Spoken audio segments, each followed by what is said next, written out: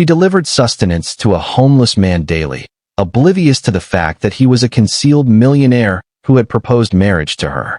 "Rebecca, you are not seriously remaining here this late again, are you?" Sarah's voice reverberated through the dimly lit corridor of the antiquated public library. Her brows were furrowed in concern as she peered out the tall windows at the swirling snow. The streets had already succumbed to darkness, with the faint orange glow of the street lamps flickering uncertainly through the dense curtain of flurries. The wind howled outside like a foreboding warning.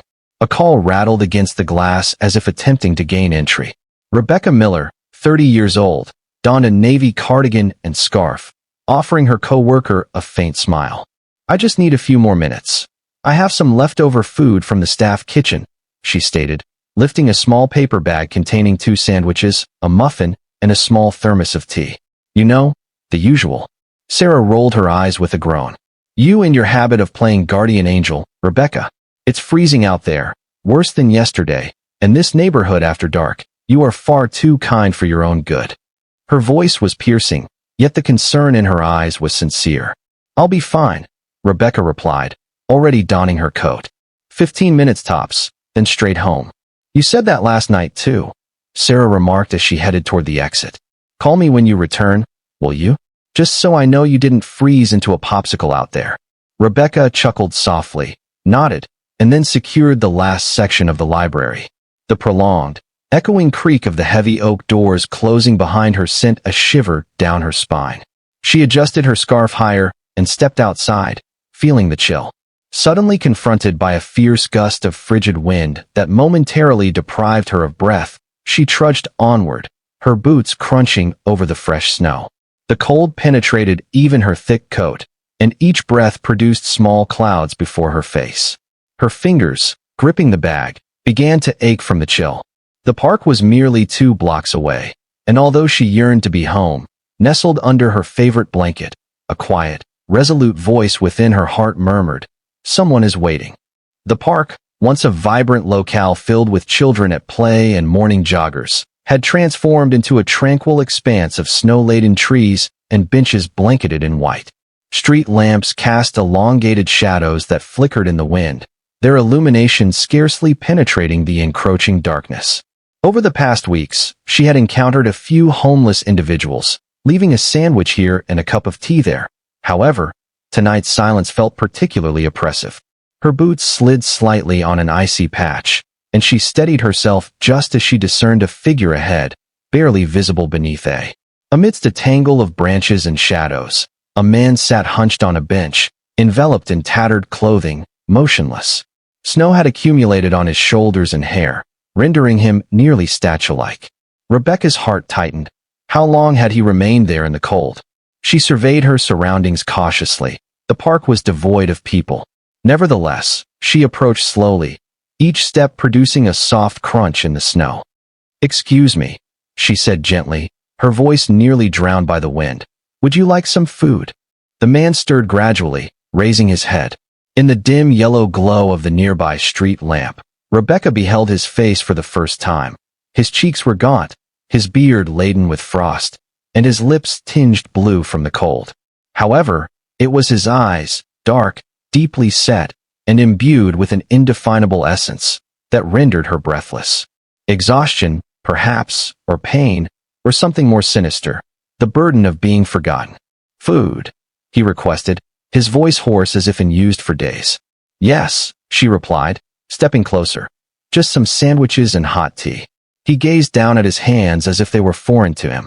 When he finally extended his arm, she observed the tremor in his fingers. She handed him the bag, which he grasped tightly, as if fearing it might disappear. For a moment, he sat there, staring at it. Then softly, almost in disbelief, he murmured, "I do not remember who I am." Rebecca froze. The statement lingered in the air, sharper than the wind. "What do you mean?" she inquired, her voice scarcely a whisper. "I do not know my name or my origins," he replied, gazing at her with haunted eyes that searched hers. "It has been weeks or months. I simply awoke one day in an alley, possessing nothing and being no one." A chill, unrelated to the weather, coursed through Rebecca. She had assisted many individuals, both men and women, facing visible and invisible demons, but never had someone confided in her like this. They had lost awareness of themselves. She seated herself beside him, disregarding the chill permeating her coat from the snow-laden bench. "Then I'll refer to you as James," she said gently. "Just so we can converse. I am Rebecca." The man blinked, reminiscent of a child encountering his name for the first time. "James," he echoed. "That seems acceptable." She poured tea from the thermos into a small cup and handed it to him. His hands trembled as he accepted it, and when the warmth touched his lips, he closed his eyes, allowing a tear to cascade down his cheek. "Thank you," he whispered. "I did not think anyone would ever see me again." Rebecca placed a gentle hand on his arm, affirming that everyone deserves to be acknowledged. They sat in silence as snow drifted around them like stars descending from the sky.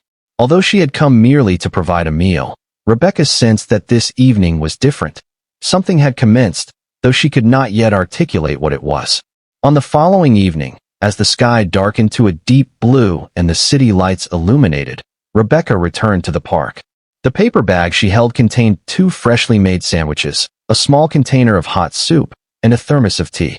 Her breath formed soft clouds as she traversed the familiar path, passing the tranquil, frozen duck pond and the old bench beneath the towering elm tree, his bench. There he was, James, sitting slightly straighter than the previous night, clad in an old army coat that someone must have provided. As the snow from the previous day had melted from his shoulders, and despite his hands remaining chafed from the cold, he appeared somewhat more vigilant. "You returned," he remarked, his voice less hoarse this time. Rebecca smiled as she presented him with the bag. Indeed, over the subsequent week, and then the next, this became their routine. After work, Rebecca would collect leftovers from the library's small cafe, occasionally stopping by a nearby diner to purchase something warm, and then proceed to the park where James was invariably present, often sitting in quiet anticipation. Occasionally pacing anxiously yet consistently present, they conversed. Initially, it was predominantly Rebecca who discussed her profession, literature, and her upbringing in a small town prior to relocating to the city. Gradually, James began to share as well, albeit not with specifics of his history, as he remained devoid of recollection regarding his origins. Instead, he offered fragments of thoughts, observations, and reflections. "You know," he remarked one evening as they sat with a thermos between them, "the way the snow accumulates on those branches reminds me of a Japanese print I once encountered, hokusai, perhaps, due to its precision." The subdued Rebecca turned to him, astonished. "You know hawasai?" James blinked. "I believe so. The name resonates with me, akin to a sound I once frequently encountered." On another evening, she presented him with a worn copy of a philosophy book that had been donated to the library. He perused it meticulously, then halted at a chapter on existentialism. Sartre once stated, "We are our choices." He gazed into her eyes, which shimmered with a semblance of clarity. "Perhaps I do not recall my past because it is inconsequential. Perhaps my identity is defined by my current choices." Rebecca was rendered speechless. The man beside her, though appearing worn and neglected by society, possessed an acute awareness, a sensitivity, and an intelligence that could not be obscured by tattered clothing or the cold. Occasionally, they shared laughter, particularly when she presented him with a thermos of cocoa, prompting him to dramatically wrinkle his nose after the first sip. "You have insulted the noble being," he jested, causing Rebecca to erupt in laughter. Laughing, she remarked, "Hey, that's the good kind, store-brand gourmet," nudging him playfully. Over time, Rebecca began to observe unexpected feelings. Her heart raced upon seeing him waiting. A sense of tranquility enveloped her after their discussions, and her day felt lacking without his soft voice beside her. She rationalized it as compassion and empathy, yet deep down, she recognized it was something deeper. One night, he was absent. The bench stood empty, snow began to fall heavily, and the cold was piercing. Despite her coat, she surveyed her surroundings, calling his name as she circumnavigated the park, yet found no indication of James. Panic seized her heart. Had he fallen or been abducted? Had the cold claimed him? She quickened her pace, disregarding the sting in her fingers, scrutinizing the shadows beneath each tree. Ultimately, near a cluster of hedges off the usual path, She discerned a figure curled against the trunk of a tree. James. He did not respond. She dropped beside him, shaking his shoulders. His skin was frigid, lips quivering, breath shallow, and the bag of food lay nearby, still grasped feebly in one hand. Unopened, she removed her coat without hesitation and enveloped him in it. Her fingers fumbled for her phone, but he stirred slightly, murmuring something unintelligible. "James, stay with me," she implored urgently. "You must remain awake." His eyes fluttered open, unfocused. "I thought perhaps you wouldn't come tonight. I thought maybe I had dreamed you," he said. Rebecca's throat constricted as she implored. "Do not utter that. I am present. I am right here." She succeeded in assisting him to his feet, bearing the majority of his weight, as she guided him gradually toward a nearby church that remained open for refuge on frigid nights. Each step was arduous, every breath visible in the icy air, yet they persevered. As she settled beside him in the warm, dimly lit room later that evening, observing him slumber on a donated cot, Rebecca came to an undeniable realization. She was no longer merely aiding a stranger, she had developed genuine concern for him, and the thought of losing him was unbearable. With his absence, the snow had commenced its thaw as winter receded, supplanted by overcast skies and frigid rain. Nevertheless, Rebecca continued to arrive each evening. The ritual had transcended mere charity, evolving into something sacred, a necessity for both her and him. That night, as she navigated the familiar turn into the park, an aroma of warmth and unexpected deliciousness wafted through the air. She halted, blinking through the drizzle, and there by the bench beneath the elm, James had established a diminutive, worn camping stove, with a small pot atop it, steam curling upward. He stood beside it in the damp night, embodying a promise of comfort, with his hands awkwardly tucked into his sleeves. His coat remained patched and weathered, yet his posture was markedly different, proud, almost anxious. "You're early," he remarked as she neared. "I couldn't wait to see you," she responded, then corrected herself. "I mean, it's been a long day." James offered a modest, sheepish smile and gestured towards the pot. "I managed to acquire this small stove by trading an old watch for it. One of the shelter workers provided me with vegetables yesterday, so I thought I might prepare something for you tonight." Rebecca blinked in astonishment. "You cooked?" He nodded, suddenly feeling self-conscious. "It's just soup, nothing extravagant, but I wanted to do something for you for once. You've provided me with food, warmth, and kindness for weeks. I wanted to give you something in return." Deeply moved, she sat beside him, accepting the steaming cup he poured with trembling hands. The soup consisted of basic ingredients, potatoes, carrots, and a subtle infusion of herbs, yet it was exquisite. It embodied thoughtfulness and care, reminiscent of him. "It's wonderful," she remarked earnestly. James visibly eased, and they shared a moment of silence while enjoying the meal. The drizzle intensified, and soon the rain began to pour. "Come on," he said, swiftly taking the pot and stove. "There's an old gardener's shed nearby. It may be modest, but at least it offers shelter." Rebecca trailed behind him, laughing, her hair adhering to her face. The shed was compact and emitted a subtle scent of wood and antiquated tools, yet it provided shelter. They sat closely on the floor, enveloped in the warmth of his blanket. "I'm sorry," James murmured, wiping his damp sleeves across his face. "This isn't exactly fine dining." "It's perfect," Rebecca replied softly. "And so are you." James turned his head abruptly, his gaze searching hers. "You don't even know who I am." "You're James," she responded without hesitation. "That's who you are to me." He averted his gaze as the rain pounded above them, establishing a cadence upon the metallic roof that permeated the silence between utterances. He finally spoke in a subdued tone. "Sometimes I ponder if this is preferable, existing without recollection, simply being present with you, devoid of history, falsehoods, or errors. Just James, just this moment." Rebecca extended her fingers, lightly grazing his hand. "Then be James, remain James. Your past is inconsequential if this," she indicated the space between them, "is authentic."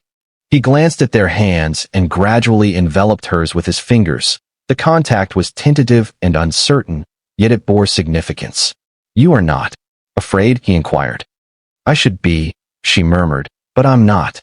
A moment elapsed, Then James inched closer, cautious of scaring her away.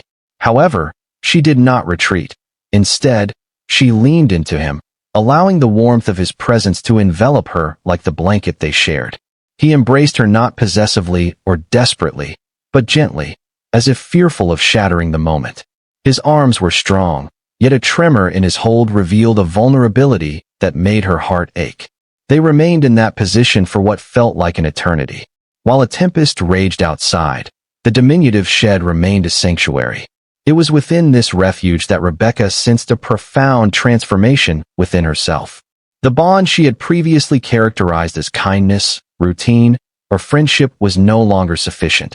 She had fallen for him, not for his past or potential, but for the man who delivered soup in the rain, the one who recalled poetry yet forgot his own name, the individual who had experienced profound loss yet still endeavored to give. "I've never done this," James whispered into her hair. "Not like this." "This is not without awareness of what follows." Rebecca smiled against his shoulder. "Then do not contemplate what follows. Simply be present."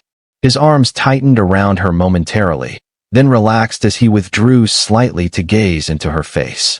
"Rebecca," he said softly, "I do not know what I did to deserve you."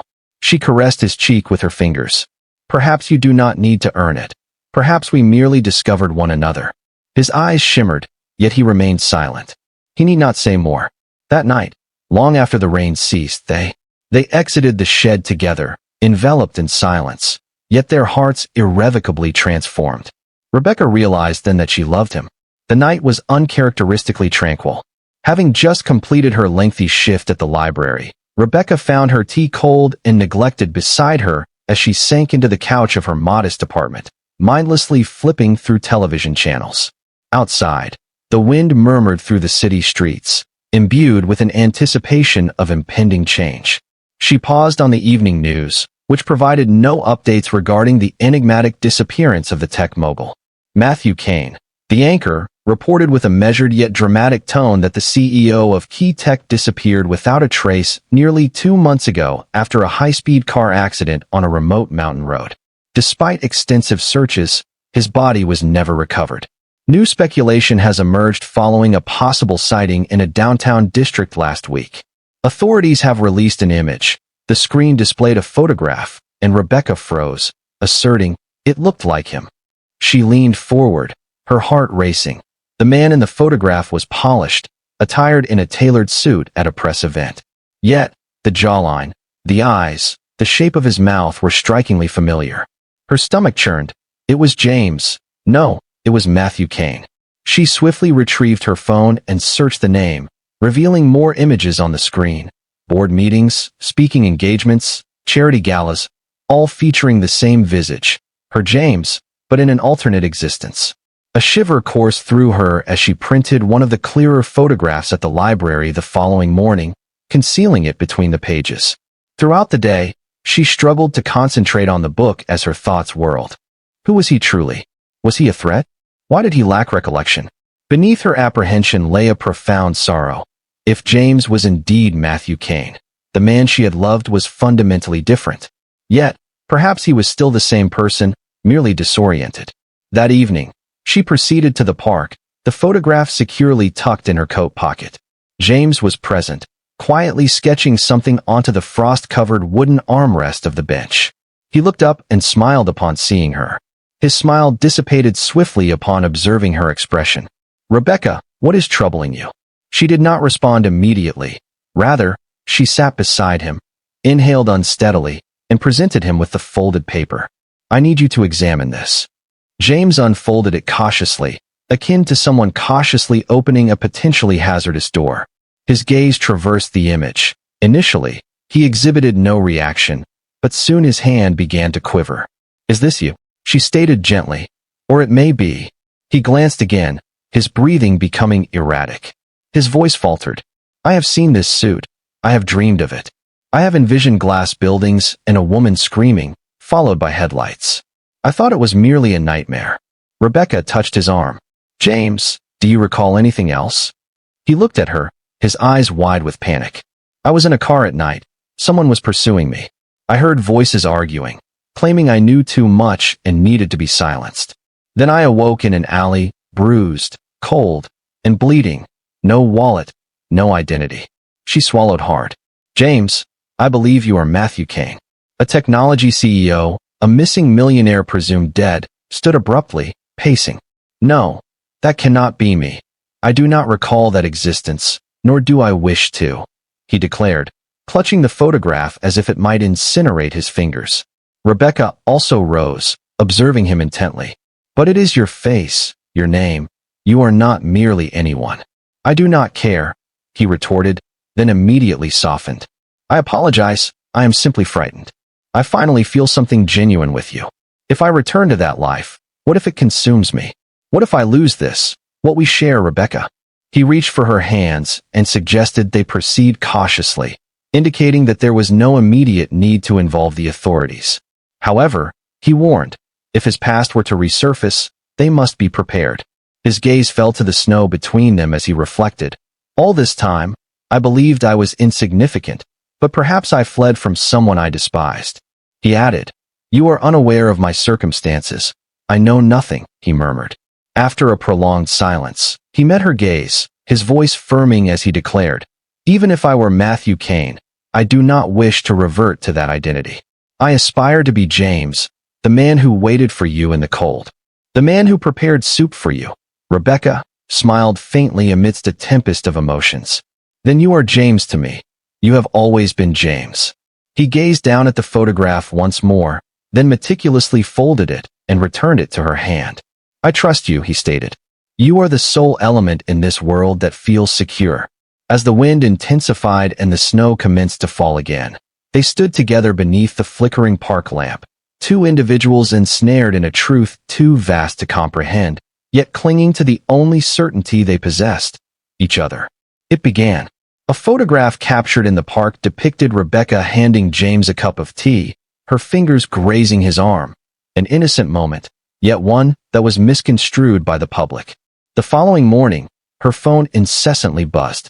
She ignored the initial calls until she encountered the headline. Missing tech mogul found. Woman believed to be caring for disguised millionaire.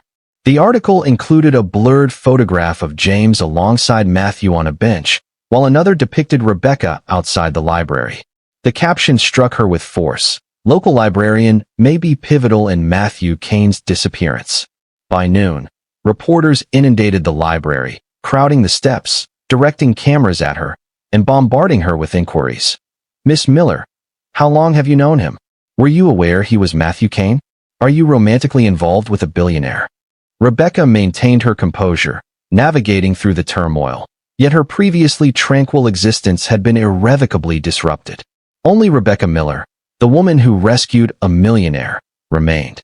Meanwhile, Matthew's visage dominated screens, newspapers, and mobile devices. His previously concealed past, long shrouded in frost and silence, was now resurfacing. The board of Keech dispatched men in dark suits to the park, imploring him to return, asserting the company's need for him.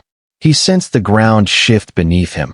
His memories were fragmented, his identity precarious, yet the burden of expectation was palpable. The name Matthew Kane carried significant weight, and there was no longer any possibility of evasion. That evening, he stood at.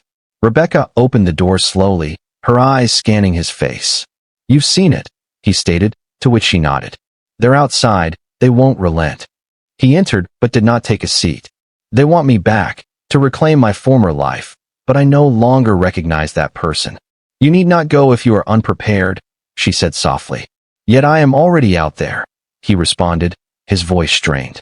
They know my identity, and now they are aware of yours. You are entangled in this because of me. I am not afraid of them, she asserted. You should be, he murmured. You did not fall for a billionaire. You fell for James, the man with no name and no past. Her eyes filled with tears. He is still here. He shook his head, stating that he vanished the moment the world recognized him.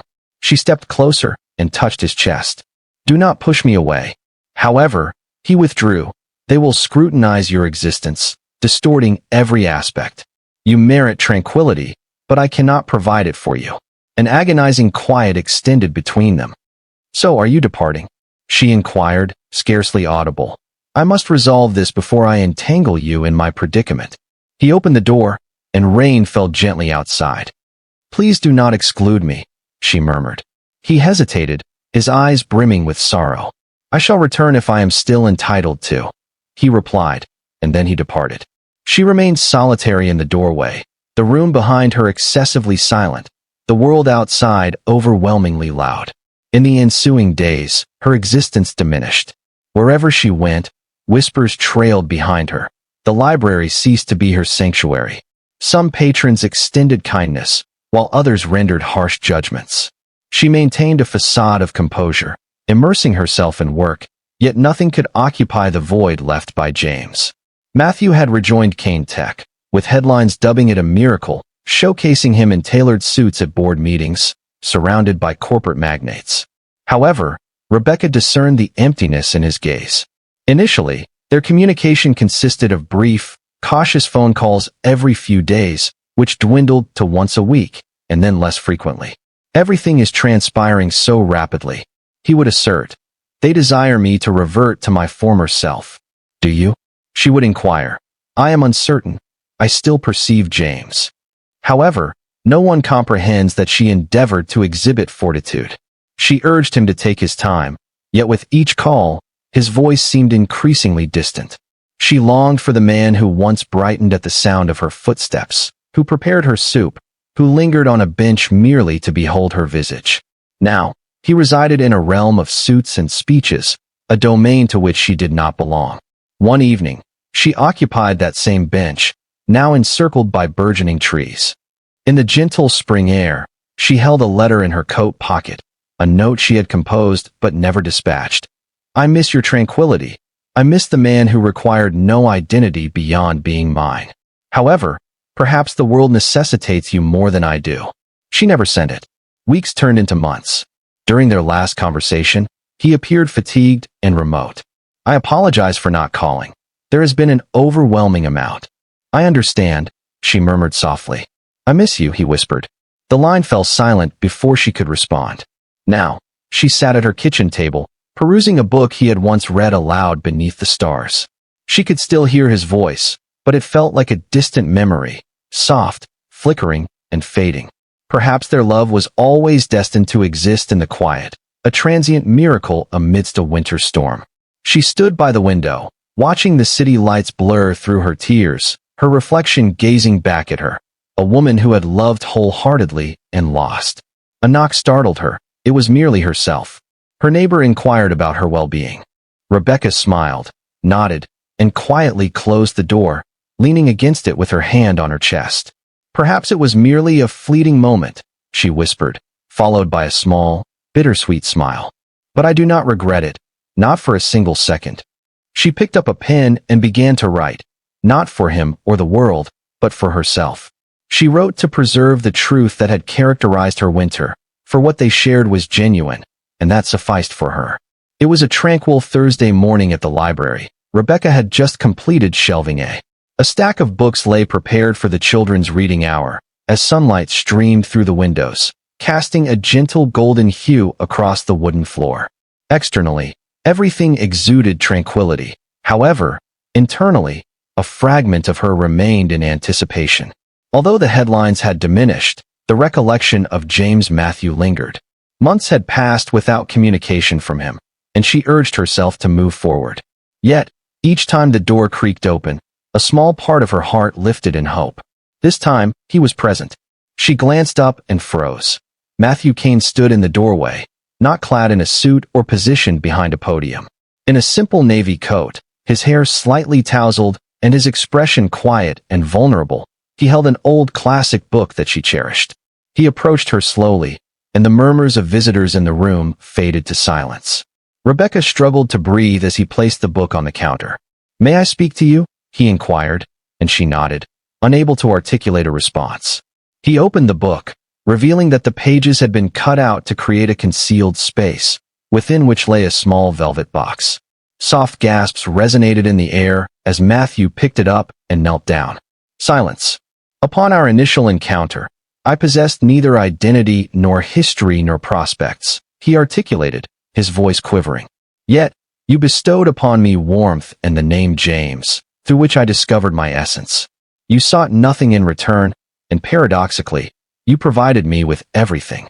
Rebecca's eyes brimmed with tears as he continued. "I now recall everything. The life I led, the errors, the burdens, but none of it ever held significance compared to you. I no longer wish to be Matthew Kane.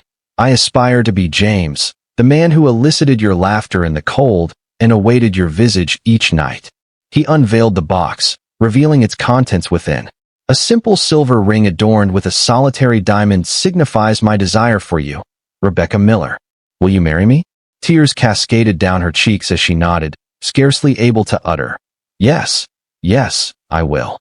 Applause resonated throughout the library, warm and sincere. Matthew slipped the ring onto her finger and embraced her, causing the surroundings to blur until it was merely the two of them. "I shall never leave again," he murmured. She caressed his face, as if to affirm his existence. "You truly returned. I was lost when I had everything, but when I had nothing, I had you, and that was everything. I missed you every day," she said. "I missed you with every breath," he replied later as they sat on the steps outside the library. The world resumed around them. Cameras flashed, and passers-by whispered, but none of it mattered. Matthew leaned in, resting his forehead against hers. "So, fiancé?" Rebecca laughed through her tears. "Only if I can still call you James." He smiled, his eyes soft. Forever. They were wed in the same library where he had previously proposed. It was an intimate ceremony attended by close friends, colleagues, and a few patrons who had observed their journey. Rebecca donned a simple ivory dress with lace sleeves, her hair cascading in soft curls over her shoulders. Matthew stood beside her in a tailored yet modest suit, devoid of a tie, wearing a serene smile that remained throughout. There were no paparazzi, no extravagant venue, or opulent celebration, only laughter, heartfelt vows, and tears of joy as they exchanged rings, enveloped by their loved ones. Books and memories of the past no longer exerted influence over them. They had authored their own narrative, page by page, through kindness, struggle, and love. Following the wedding, they embarked on a new venture together, initiating the James Project, named not after Matthew's true identity, but after the man he had evolved into during his times of adversity. This initiative served as a tribute to the life experiences that imparted the essence of what truly mattered. The James Project concentrated on assisting the homeless in reclaiming their dignity and reconstructing their lives, providing not merely meals and temporary support. While providing shelter, we also offer long-term support, including mental health counseling, job training, identification services, and transitional housing. Rebecca, with her compassion and quiet strength, became the heart of the initiative, while Matthew, utilizing his resources and business acumen, served as its backbone. What began as a single community center in their city soon expanded statewide and then nationwide. Volunteers flocked to the cause, and formerly homeless individuals emerged as mentors for others, with stories of second chances resonating throughout the halls of every shelter established. "We do not merely provide a bed." During a fundraiser, Rebecca remarked that they provide individuals with a name, a voice, and the hope for a better tomorrow. Matthew observed her with pride that evening. The woman who had once offered a sandwich to a man devoid of a past had evolved into the catalyst of a movement. Years later, they settled into a snug home, neither excessively large nor small, filled with books, laughter, and tranquil Sunday mornings. Their daughter, Emily, grew up hearing the tale of her parents' meeting, which she referred to as the snow story, and frequently requested visits to the park where it all commenced on the 20th. On the anniversary of the James Project, the family returned to the same park bench. Matthew, now with gray hair and slower movements, sat beside Rebecca, who wore glasses and had silver-streaked curls. Emily, now a young woman, walked between them, her arms linked with theirs. The bench remained, slightly worn yet sturdy. They sat in silence for a moment before Matthew reached for Rebecca's hand and whispered, "It all started here." She smiled and replied, "With a sandwich and a name." Emily sat at their feet, gazing up at them in awe. "Do you believe it was fate?" she inquired. Rebecca glanced at her husband before responding. "I believe it was kindness. One simple act was all it took to alter everything." Matthew nodded, affirming that one small moment should never be underestimated. The sun descended behind the trees, casting a golden hue across the park, while birds serenaded above.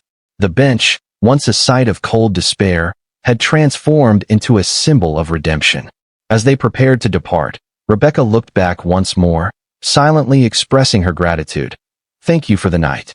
She nearly remained at home, due to the snow for the stranger who transformed her life. Turning to her daughter, she grasped her hand and gently advised, "Never underestimate the power of kindness. It can alter an entire life." Emily nodded, her eyes gleaming, and together they proceeded, leaving the bench behind but not the narrative. Thus concludes the remarkable journey of Rebecca and James, two souls united not by wealth or status, but by compassion, resilience, and the steadfast influence of kindness. Reminds us that even the most minor gesture can ignite a transformation, that love frequently flourishes in the most unforeseen circumstances, and that bestowing a name upon someone can equate to granting them a renewed opportunity for life. If this narrative resonated with you, instilled a belief in the enchantment of human connection, or highlighted the beauty of everyday kindness, please remember to like, share, and subscribe to Soul-Stirring Stories. Join our expanding community of listeners who embrace the restorative power of storytelling, where you will discover narratives that inspire solace and reaffirm that hope is never entirely extinguished. Thank you for your presence, and remember that a solitary act of kindness can transform everything. Until the next narrative.